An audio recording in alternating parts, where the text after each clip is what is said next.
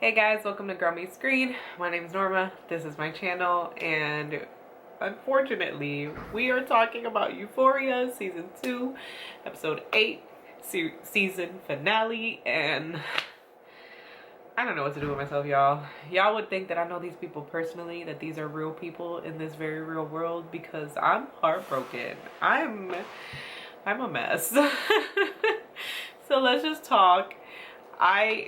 Let's just go. Let's just go. We start off with Cassie interrupting the play. The scenes jump back and forth, but I'm gonna talk about big events as they go. So Cassie interrupts the play with her little spiel, and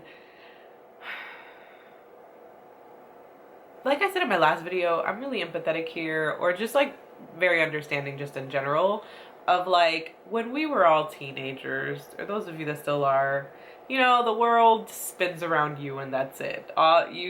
It's really hard to stop and see what other people are going through in certain moments. I think Rue was able to see that. Her reaction to the play, it was clear that she could see that the play wasn't a dig at Rue or like invading her personal life. It was Lexi, like, it was Lexi just expressing what she went through during that time, like how, you know, she had to see her friend struggle, what she was going through with her dad, etc. And I think that's the tricky part where Cassie doesn't quite get it right now. Cassie can only see herself and her pain, and so she sees this and she's like, oh, she's just making fun of me, where it's like, no, she's just telling her side of how she saw the stories and the things that you've both been through. So yeah, we see Cassie get up there. Her mom tries to get up there to stop her. It's a shit show. And then Maddie is finally like, you know what? I'm a fighter. I'm a fighter. So basically, Cassie gets scared and Maddie runs off after her. We see her get like slammed into the wall. Like, it's just all bad. It's all bad. And then we see a scene later on in an episode with them in the bathroom, and she's like, well, he broke up with me before I even went on stage. Maddie hits her with the all-powerful mighty line, don't worry, it's just the beginning. She's like, girl, he's gonna keep you on that roller coaster, don't you worry. And I feel like that could be taken two ways. That could be taken like, don't worry, it's just the beginning, as in like you still have a chance to get away, and don't worry, it's just the beginning, as like he'll be back, right? I'm obsessed with Elliot. I told you guys he was a good person. I don't care what anyone has to say after this. Like, that song was so stinking cute and just perfectly described what I said he was going through. The last time I spoke about him, I said, you know, that's his friend. He's struggling with not knowing what to do. Honestly, I think it was just typical teenage shit that happened. You know, hormones. Him and Jules are getting along, so then they decide to get along a little better without thinking of the consequences or what it means. I think he was vulnerable because he saw what was happening to his friend, to Rue. I think she was vulnerable because she just found out that Rue was lying to her, and I think they just decided to be vulnerable together. I don't know, but I'm not saying it's right. Explanation, not an excuse. But I stand by Elliot being a good person. Like, that song, I was just swinging and swaying and singing along. It was just so cute. God bless him. I mean, also, which someone mentioned in one video I was watching, that they were like, y'all just like Dominic Fike. And I was like, accurate. I think I'm obsessed with the person, so I'm putting the person in the character. But I'm okay with that. Agree to disagree. In these scenes, we also see Faye finally like clues Fez in, but then obviously that means Ashtray can't be clued in, which results in Ashtray doing what he normally does when he thinks Fez is under threat or someone is under threat. Kills whatever the heck his name is. I never even learned his name. That's how much I didn't care about him. Custer or something like that. Custer? I think I got it right. I think it was Custer. I don't know. But yeah, stabs him in the neck. So I had a bit of a realization. I think Ashtray becomes the grandma. You remember the scene where the grandma like beats that guy up, what she does to Fez's dad when she finds out what he's doing to Fez. So I think that Ashtray became the grandma for Fez. If I remember correctly, I think Ashtray was in that scene where she accidentally hits Fez because Fez runs in to try to stop her. And so I think he became like that ruthless piece that his grandma was, but like times 10 because he's trying to live up to his grandma, you know? So he becomes like, and he grew up in that, you know, like all he knew was this life of like children deal drugs. But yeah, I felt like I had to share that. And then Fez is doing damage control. We'll get back to that. We'll get back to that because I'm not ready. I'm not ready. We get wonderful, wonderful Lexco scenes. The love story that could never be, that almost was. Hopefully, I don't know, she visits him in jail or something. I don't know. I want to say Lexi deserves better, but also like Fez is a victim of circumstance when it comes to his career choices. I think he's a great person, and it just, this is so unfortunate. I want to cry.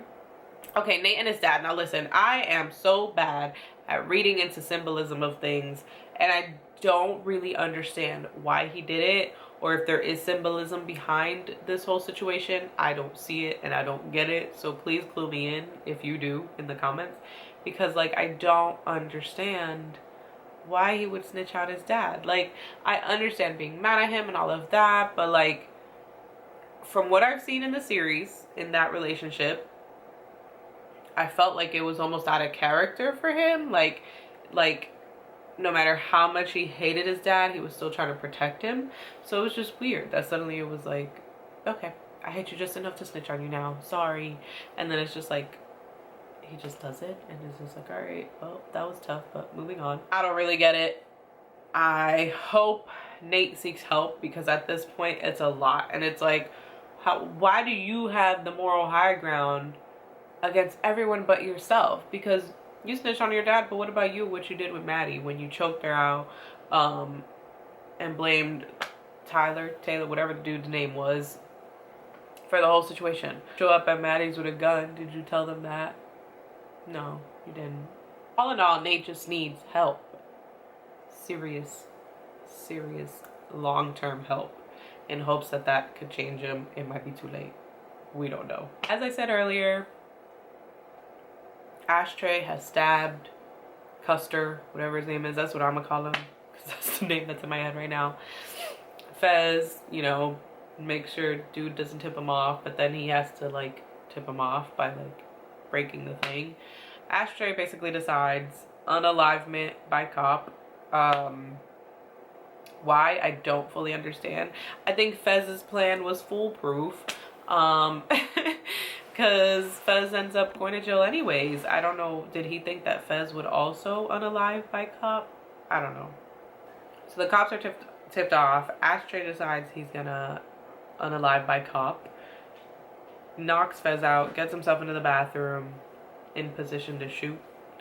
Fez is trying to stop him. They break in. Fez gets shot in the crossfire between Ashtray and the police. For whatever reason, Ashtray plays dead, shoots a cop, gets shot by a cop. We don't see it, so, you know, there's a little sliver of hope in me that's like, maybe he didn't die. Like, maybe it was like aimed at his head, but then they shot his shoulder. I don't know, though. You can't really tell on Fez's face. He did look sad, but he didn't look like, I don't know. I mean, you know, it's that shock moment, so. But I don't think so. As hopeful as we want to be, I don't think that that's what happened. So we have some more scenes where we see, like I mentioned, Lexi's side of things, or Lexi's view of things, or how Lexi was traumatized by events. And again, how hard it is for Cassie not to see that, because she's so focused on her own trauma from that event. When her dad gets in that accident, we finally see like the mom and Lexi's reactions. And I think that that's the part that Cassie doesn't see. I think she is focused on how it affected her, that she like can't really think to say like, oh well, yeah, my sister is going through her own stuff because of it too. So it's like, oh, Lexi's been through so much, like when she's making those jokes on stage, and it's like, she has, you're just too busy like focused on your hard to not be able to see her hard. I mean, her best friend almost died of an overdose. She experienced everything you have with your parents right alongside of you.